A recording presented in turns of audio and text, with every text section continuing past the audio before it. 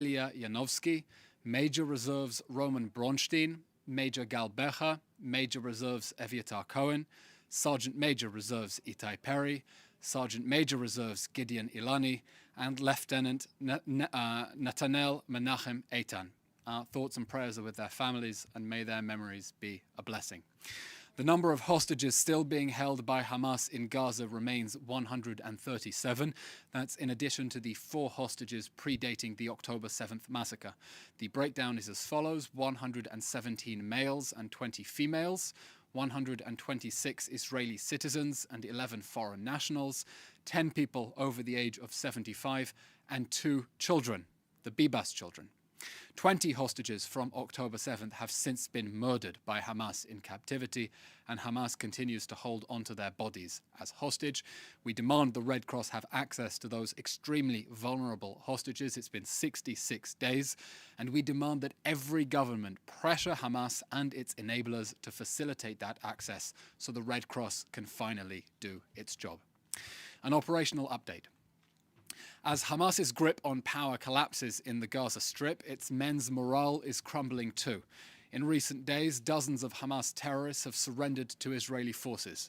Last night, the Prime Minister formally called on the Hamas terrorists still fighting in civilian dress out of civilian buildings: surrender now. Don't snuff it for Sinwar. Don't die for death. Don't meet your maker for mashal. Surrender now. As our friend US Secretary of State Antony Blinken said just yesterday, this war could end tomorrow if Hamas stopped hiding behind civilians and surrendered. This war could end now if Hamas surrenders, hands over its war criminals to face justice, and releases all of the hostages. The whole world must call on Hamas fighters to come out with the white flag, and honestly, it's baffling that the UN agencies concerned for the safety of civilians in Gaza are not demanding that this war end with Hamas's immediate surrender. Barring that, the quickest way to end this war is, to borrow a phrase from our friend and ally President Biden, through a swift, decisive, and overwhelming Israeli victory over Hamas. Israeli forces continue to engage Hamas fighters in close-quarter combat as they remain disguised as civilians, operating out of civilian buildings. Our forces are conducting precise raids to eliminate terrorists and their infrastructure in Hamas strongholds, including Jabalia, Shaja'iyah, Beit Hanun, and Khan Yunis. In Gaza City, we have uncovered a strategic underground tunnel network stretching all the way from the north of the city to the Shifa hospital area. That's a vast terror complex for which the Hamas army of terror was using Gaza City as one massive human shield. In Jabalia, our troops uncovered a Hamas launch site with 50 projectiles, some of which were loaded and ready to fire at Israeli towns and cities. We often hear questions about the clock for this war. The only clock that matters is that Hamas is a ticking time bomb, and that's a ticking time bomb we will defuse and destroy. We continue to target Hamas leaders, and the Air Force has eliminated the new commander of the Hamas Shaja'iyah battalion, Imad Krikai. He had previously taken over after we eliminated the previous commander, and his successor should be on notice too. We will get to all the Hamas October 7th monsters. Every Hamas terrorist is a dead man walking. On the humanitarian front, Israel is working to open the Kerem Shalom crossing for inspections of aid to Gaza. There is already excess capacity at Nitzana to inspect those aid trucks, and when Kerem Shalom opens, we will double that capacity. There are no restrictions on the Israeli side for humanitarian necessities such as food, water, and medication to enter Gaza, and there is no hold-up on the Israeli side. On the contrary, there is excess capacity. The problem is the bottleneck at the Rafah crossing, and the problem is that international agencies are not keeping pace and delivering aid at the same pace that Israel is able to inspect it. The bottleneck is on the part of the international agencies that have not yet condemned Hamas's theft of aid or its abuse of the humanitarian zone to fire rockets. The UN needs to do better. The aid is there, and they need to distribute it. An important update from the northern border, where Hezbollah is escalating its aggression. On Saturday night, Hezbollah launched a barrage of rockets at Israeli territory, including from a launch site 20 meters away from a United Nations compound in southern Lebanon. In doing so, Hezbollah is systematically endangering the lives of UNIFIL soldiers and violating the toothless Security Council Resolution 1701, which was supposed to keep Hezbollah north of the Litani River. This grave incident is an important reminder of why the only way the war in Gaza can end is with the destruction of Hamas. Israel simply cannot accept an end to the fighting that leaves a terrorist army in control of neighboring territory, even one with an international force nominally mandating its enforcement. Yesterday, IDF Chief of Staff Eylon Levy made clear the situation on the northern border must end with a very clear change, so that our 250,000 internally displaced persons, evacuees north and south, can return to their homes safely. Israel is responding to Hezbollah aggression by striking the sources of fire, including with artillery, tanks, mortar shells, helicopters and fighter jets. We are also intercepting launches from Lebanon. We will respond firmly to any continued aggression, and we repeat that Israel is not interested in a two-front war, but if Hezbollah decides to drag Israel into a full-scale war, the consequences will be severe for Hezbollah and for the state of Lebanon. Finally, regarding the day after Hamas, yesterday the government of Israel approved a framework for the strategic multi-year plan to rehabilitate and develop the parts of southern Israel devastated by the October 7th massacre. The plan provides for an infrastructure and broad budgetary framework for 5 years, 2024 to 2028, of up to 18 billion shekels.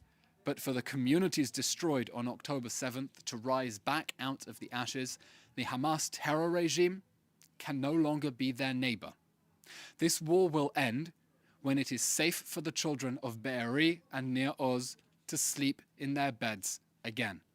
This war will end when the diplomats who voted to save Hamas's skin at the United Nations would feel safe babysitting little Abigail Idan in Kfar Aza. Let's call it the diplomat babysitter test for ending this war. And for that to happen, for the survivors to rebuild their lives out of the unspeakable tragedy of the October 7th massacre, the terror regime that massacred their families must go, and it will. This war which Hamas started will continue as long as is necessary to achieve the 3 goals of this war: eliminating Hamas, getting all the hostages home, and making sure that the Gaza Strip can never threaten the people of Israel again. It is unfortunate that the UN Secretary General is doubling down on his pledge to keep the Hamas terror regime on life support. I don't think any UN Secretary General in history has gone so far to secure the survival of a terrorist organization. And we, of course, welcome the remarks by the British Defense Secretary Grant Shapps this morning that the world must prepare and work internationally for the future, for the day after Hamas, for the day when there will be security for Israelis and opportunities for Palestinians who realize that terrorism has brought them nothing but misery, and they need to live alongside Israel instead of seeking to destroy it. That's the end of today's update. As always, we'll take your questions now. A reminder, as always, if you have questions, please try to submit them in advance so we can get you the best answers possible. Now, please type your questions in the chat. If you can state your name and news agency, please, and we'll go through those questions now. Thank you. David Isaac from JNS. Regarding the Red Cross, is Israel satisfied with the efforts of the organizations, or does the Israeli government feel that the ICRC should be doing more to gain access and help the hostages? The Red Cross has not yet visited the hostages, and that is evidence enough that not enough has been done to secure access to the Red Cross. The Prime Minister has spoken with the President of the International Committee of the Red Cross and asked her to intercede to get Qatar to use its leverage over Hamas to secure the access to those hostages. We're talking about extremely vulnerable people, 2 babies. We're talking about elderly people abducted without their medication, some people abducted with life-threatening injuries, and the stories that we're hearing from hostages who have survived the Hamas terror dungeons are appalling. We know that we have not a minute to spare in order to save the lives of the remaining hostages, and we're demanding that the Red Cross do more. There is much more that it can be doing, as, by the way, within its messaging and social media, it continues to run operations that support the Hamas narrative of this war, instead of fighting for the return of those hostages. There is more that can be done. There is more that must be done by the Red Cross and by all governments in the world until the Red Cross is able to see those hostages on the way to their immediate, safe and unconditional return home to their families. Question from Jim Williams, Zenga International News Service, Washington, D.C. Could you please update us on the humanitarian help being provided to approximately 250,000 displaced Israeli citizens? I have reported on the amazing support they are getting from their fellow Israelis, but if you could provide some more information on the government efforts, it would be much appreciated. Thank you. Very important question, shining a spotlight on the 250,000 evacuees we have inside Israel, some from areas under mandatory evacuation orders, including the whole town of Kiryat Shmona. We are fighting this war so that it is safe for them to return to their homes and they can sleep without fearing that a terrorist army is going to invade over our border and massacre them or abduct them in their sleep. Now, those evacuees from the areas of mandatory evacuation have been put up in hotels and guest houses around the country at the expense of the government, of the taxpayer. We want to get them home as quickly as we can, but if you have specific questions about the efforts to support those internally displaced persons, we'll check with the Home Front Command and we'll circle back to you. Drop us a message, please. Thank you, that's all. Okay, thank you very much, everyone. Have a good day. Thank you.